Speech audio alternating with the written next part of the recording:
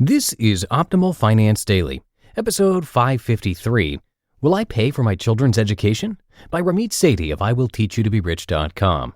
And I'm your host and narrator, Dan. I'm here each weekday reading to you from some of the best personal finance blogs on the planet. And good news for you, I'm going to keep this intro super short today, so let's get right to Ramit's post as we optimize your life. Will I Pay for My Children's Education?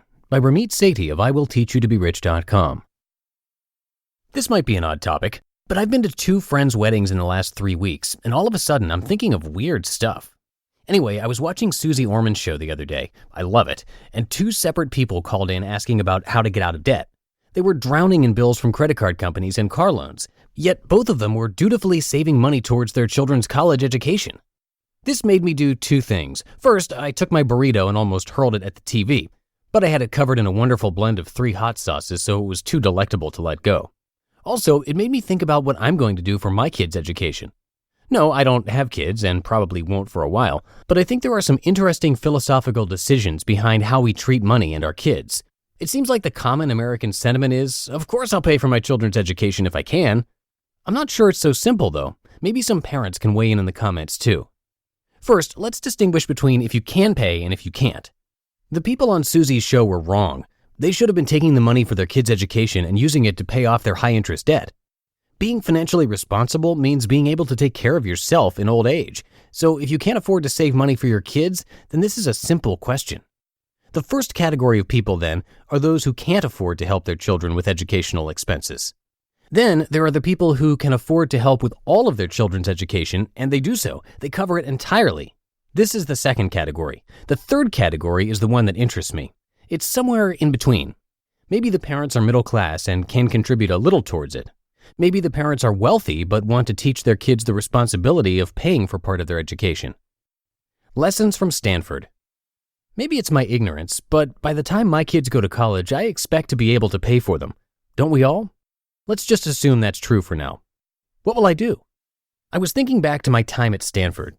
Okay, so contrary to popular belief, Stanford students are not a bunch of rich kids driving BMWs around and flaunting their wealth. That's USC. Yes, there are lots and lots of students from wealthy families, but interestingly, it's pretty hard to tell from just looking at the student body. Everybody wears similar clothes, and somehow the culture has developed so it's just not cool to flaunt wealth. I felt right at home eating buffalo wings for dinner. But one thing struck me. Most of my friends had parents who were contributing 100% of their educational expenses. It wasn't an anomaly, it was extremely common. Now, part of this is understandable. With a price tag of $47,011 per year, hardly anybody could be expected to shoulder it themselves, and over half of Stanford students received some kind of financial aid. But, at least from my anecdotal observations, it was almost always paid for by parents. And what's interesting is that a lot of the students couldn't imagine it any other way. Stanford is an anomaly. That's not how it is at most other colleges. In fact, according to USA Today, the average college senior graduated in 2006 with more than $19,000 in debt. And from talking to my friends at other schools, many of them are paying for it themselves. This disparity between Stanford students and others made me realize 2 things. One, we take the cultural assumptions around us for granted, assuming that if it's true for our friends, it must be true for everyone. There's a psych term for this, but I can't remember. Anyone? 2, I don't know what I'll do for my kids' education. 1 of 4. The idea of, if you could afford to pay for your kids' education, why wouldn't you, is pretty compelling.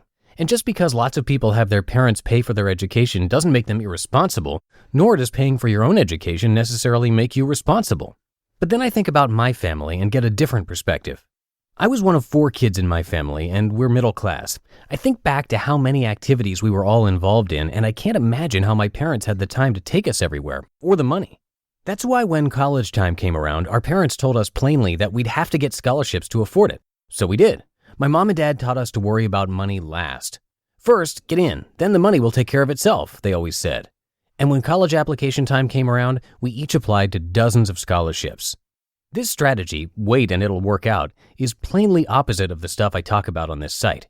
I write about planning, investing for the long term, making a budget, and more. But my parents' strategy, if you can call it that, worked too. By the time we all finish our education, the retail price tag will top well over $1 million, but we won't have paid nearly that. Our parents helped out where they could, but we use scholarships and grants and loans to cover the rest. I walk to work through the snow, uphill.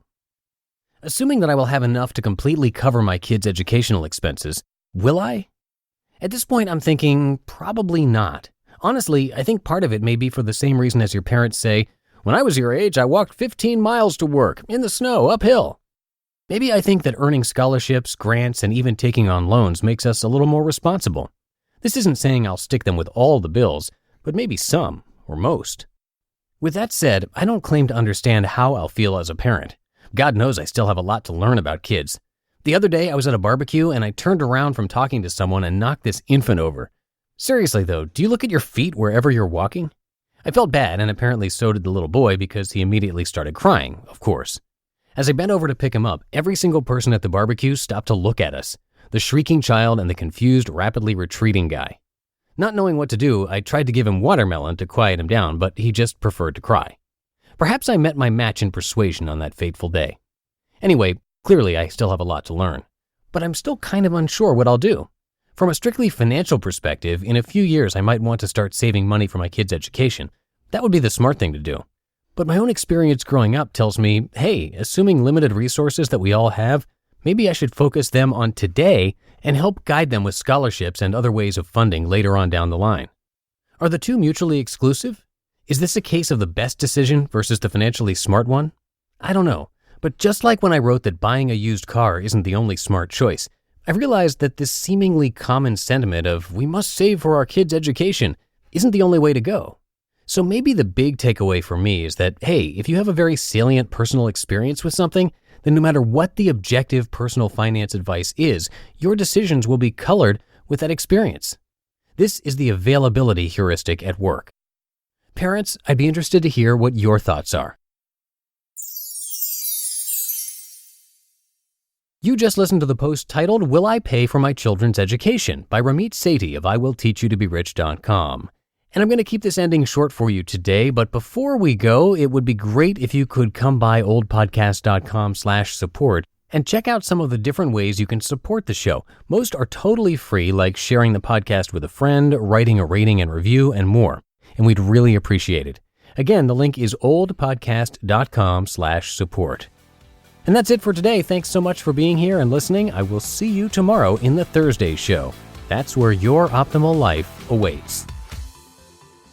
Hello, Life Optimizer. This is Justin Malik, creator and producer of this podcast, but also Optimal Living Daily, the show where I read to you from even more blogs covering finance, productivity, minimalism, personal development, and more from incredible bloggers like Derek Sivers, Zen Habits, Mark and Angel, The Minimalists, and all the ones you hear on this show too.